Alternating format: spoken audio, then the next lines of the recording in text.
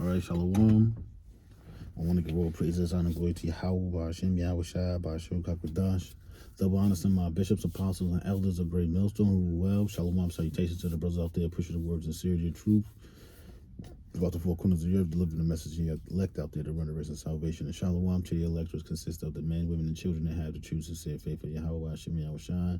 The ones that's looking to earn their wings of salvation and flee the hour of temptation. And also, Shalom to the ones that may not look like your average Negro, Latino, Native American, but the ones that have the true ears of understanding of the scriptures.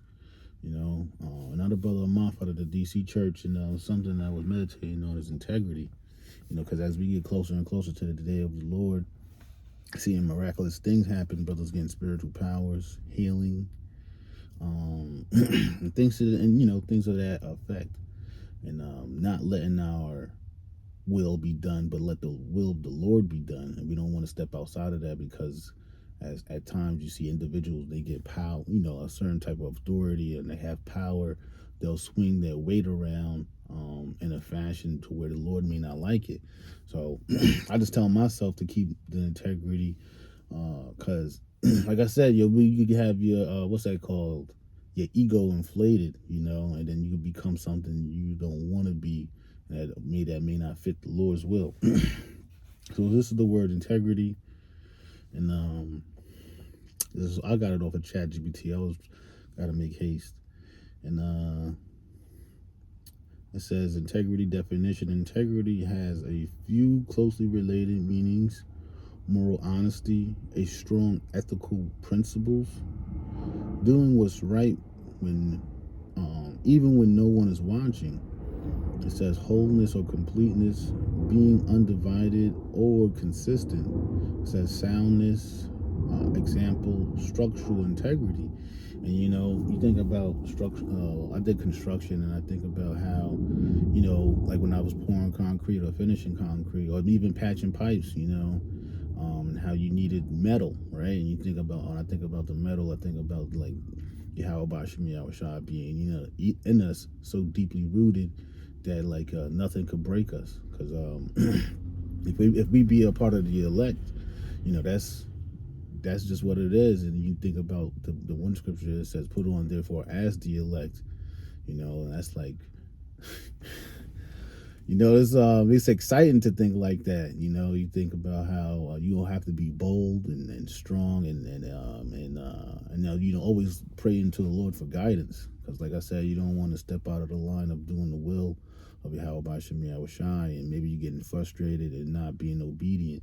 Because you see, if you think about the story of Moses, how Moses basically got frustrated and he didn't follow the instructions of the Lord. Basically, he was disobedient, and he wasn't able to he got to see the promised land, but he didn't make it, which is horrifying, especially for us, because we know that through time and experience that we've seen individuals come and do work, but then they was excommunicated, or the spirit just didn't want them and stuff like that. So we pray to stay in the body of Yahweh Shem Yahweh Shai and keep that strong spiritual what to say, structural integrity. And this, I'm gonna read the etymology. It says the word comes from Latin integritatis.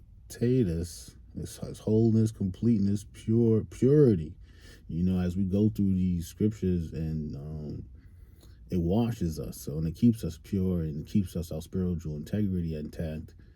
So we could have prejudgment of a lot of our decision making, so we don't come off as foolish, but as wise. It says from integra, thought about the car and stuff, accurate integrity. It says whole, untouched, intact. Root meaning not divided or complete. It says, so integrity originally meant wholeness, which later extended to moral character, being internally consistent and undivided in values. We want to keep the values of Yahweh Hashem Yahweh Shai, so we could come off as wise, like I said earlier, because that's the only way you're gonna come off. Because what the scriptures say, it says The nation's going to look at what is wise and understanding people, because we see the scriptures as far superior has a knowledge of the world. So that's why we have great understanding. We are patient and not easily to get frustrated and angry over small things. Because in life is frustrating. It's annoying. Things are constantly happening to where you have to adjust and do audibles. I'm not sure. It's like that football when they see a blitz clump coming and they gotta adjust the team because they see something, whatever that word is called, and yeah, man, something I was thinking about, like keeping that moral integrity, that spiritual integrity, right, the structural integrity, when things are going good or whatnot. Because I was thinking like Israel's gonna have light when the things when that darkness comes, because it's what in Second Ezra it talks about how the plagues from Egypt are gonna come again, and I'm gonna just read this real quick. I said I was gonna do this. Let's play that because this is Exodus 10:21, and the Lord said unto Moses, stretch out thy hand toward heaven, that there may be darkness over the land of Egypt, even darkness which may be felt. That's how thick, that's how dark it was. It says, and Moses stretched forth his hand toward heaven, and there was a thick darkness in all the land of Egypt 3 days. They saw not one another, neither rose from any from his place for 3 days. But all the children of Israel had light in their dwellings. And that's going to be something beautiful, because I think about like Isaiah 4:1 and how like you got these women in that mindset of delusion, and how what's really going to turn them around and be like, let me be called by your name and things of that nature.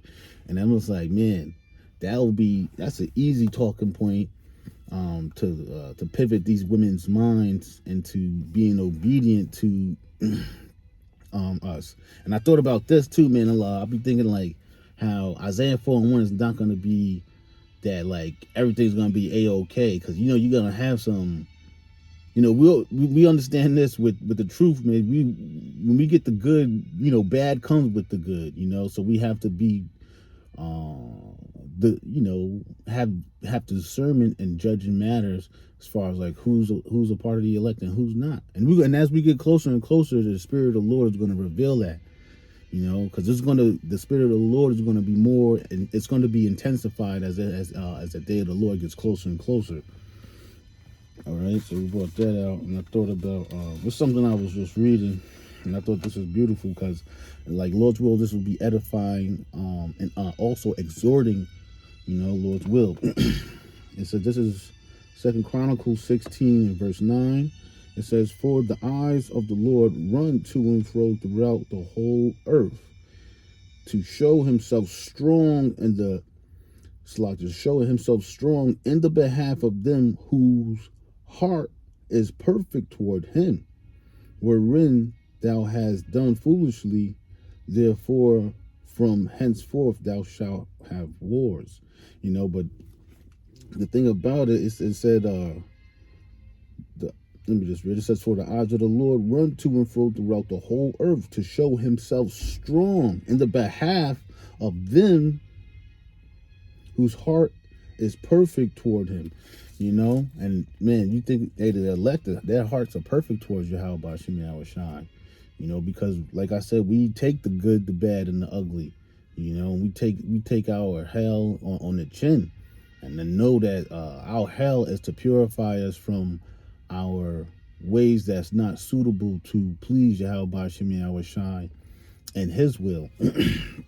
All right, and I wanted to just get this and then break out because it should die. Now this is 2 Ezra 9:1. It says, "He answered me then and said, measure thou the time diligently in itself, and when thou seest part of the signs pass," and we see the signs passing, like wow, I was looking at the prices of ground beef, and I thought it was pretty high for what they were selling it at. because I don't really, I can't really, yeah, I don't really buy that particular ground beef. So I have to look. I gotta go back and look at the ones that I used to get. But I seen some videos and people was just talking. I don't eat Doritos and drink soda, but I'm just like, it makes sense, man. We see these signs, and sometimes we see these signs, and they, they come in waves. Sometimes it intensifies and goes away, and it intensifies, and I can't say go away, but though it tarry, wait for it shall surely come. Habakkuk. It says, which I have told thee before. It says, then shalt thou understand that it is the very same time wherein the highest will begin to visit the world which he made. And that's the thing.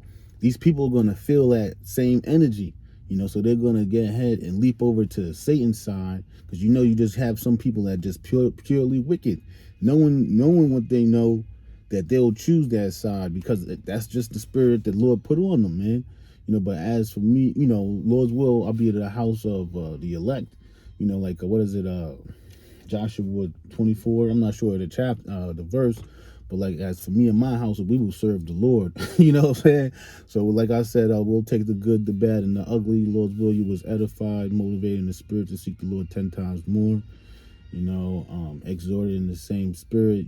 So I want to give all praises and glory to Yahweh, Ba'ashem Yahushua, Ba'ashem Kakwadash, the bosses of my bishops, apostles, and elders of Great Millstone. Shalom, salutations to the brothers out there pushing words of sincerity and truth. Shalom to the elect.